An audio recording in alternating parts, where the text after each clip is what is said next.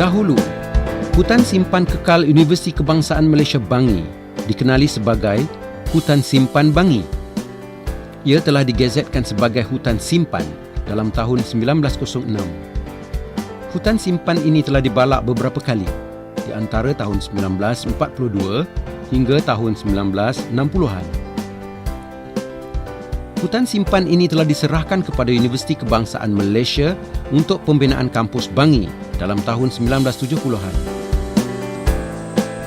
Beberapa penyelidikan telah dijalankan oleh penyelidik di hutan simpan ini bagi mendapatkan data-data berkaitan hutan berkenaan.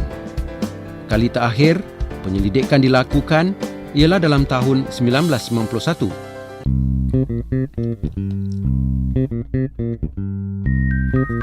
Ekspedisi Saintifik Hutan Simpan Kekal UKM yang dijalankan dari 5 hingga 7 April 2011 mempunyai objektif untuk menyemak dan mendokumentasikan kepelbagaian biologi hutan berkenaan.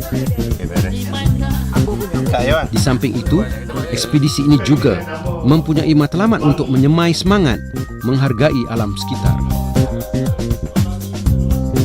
Ekspedisi ini dirancang sebagai salah satu cara untuk menyambut tahun 2011 sebagai tahun hutan antarabangsa yang telah diisytiharkan oleh Pertubuhan Bangsa-Bangsa Bersatu. Terlebih dahulu saya mengucapkan syukur kehadrat Ilahi kerana dengan izinnya dapat kita bersua di petang ini dengan tujuan yang sangat baik bersempena dengan International Year of Forest 2011.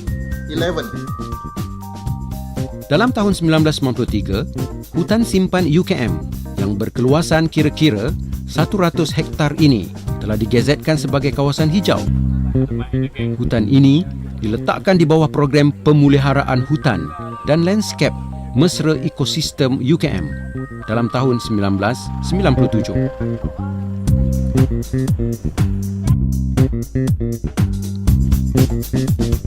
Dalam ekspedisi ini, terdapat 5 laluan yang telah diwujudkan bagi penyelidik untuk mencari dan mengambil sampel mengikut bidang kajian masing-masing.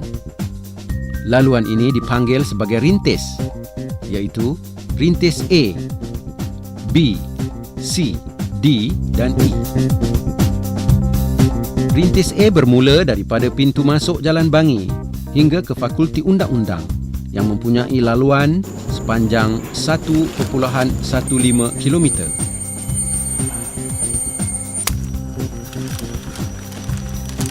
Kita cuba untuk ekstrak sama ada daunnya ke atau batangnya ke, atau kalau kemungkinan kalau mampu kita mungkin akan ambil akarnya, sebab kita percaya pada bahagian-bahagian tertentu di pokok ini dia terkandung mikroorganism, di mana mikroorganism itu kita akan cuba manipulate untuk kita dapatkan unsur antibiotik di dalamnya.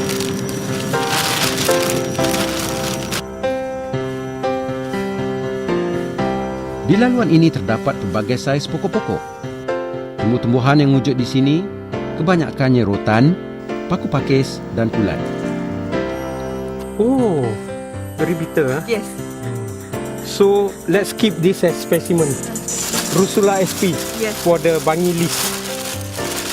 So this is the gill fungus. Yes. Yeah.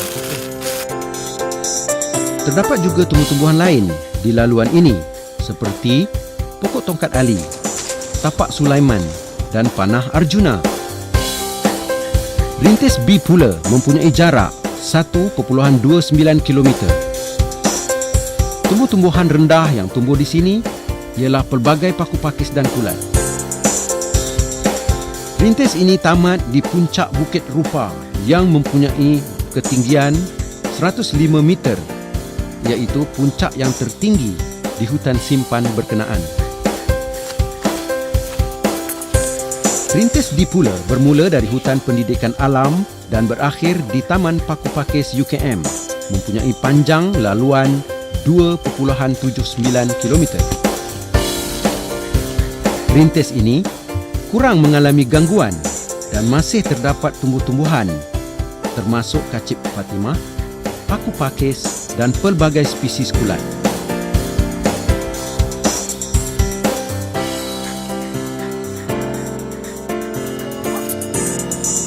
Pada waktu malam, kumpulan penyelidik memasuki hutan ini untuk mencari katak dan ular. Selain daripada katak, kalau boleh nak cari cicak, ular, agamid dan biawak. Terdapat juga beberapa spesies serangga yang keluar pada waktu malam.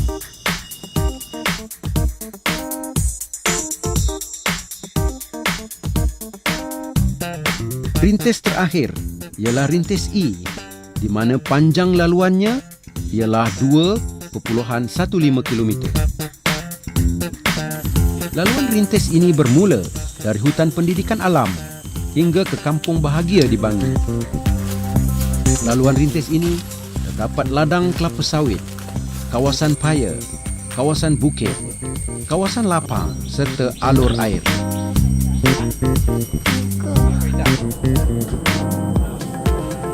Terdapat pelbagai tumbuh-tumbuhan di laluan ini seperti tongkat ali, spesies kulat dan paku pakis. Dah balik kan? Okey, mana kerja yang Kumpulan kucing makan penyelidik serangga telah memasuki laluan ini bertujuan untuk mencari sampel kajian mereka. dia yang pest tu yang kalau apa dia punya askar tu gigit kita dia keluarkan warna putih. Itu yang memang pest. Kat rumah pun jenis yang macam tu. Kat hutan pun macam tu. Ekspedisi saintifik Hutan Simpan Kekal Universiti Kebangsaan Malaysia telah disertai oleh 80 orang penyelidik. Ekspedisi ini juga telah disertai oleh penyelidik dari luar Universiti Kebangsaan Malaysia.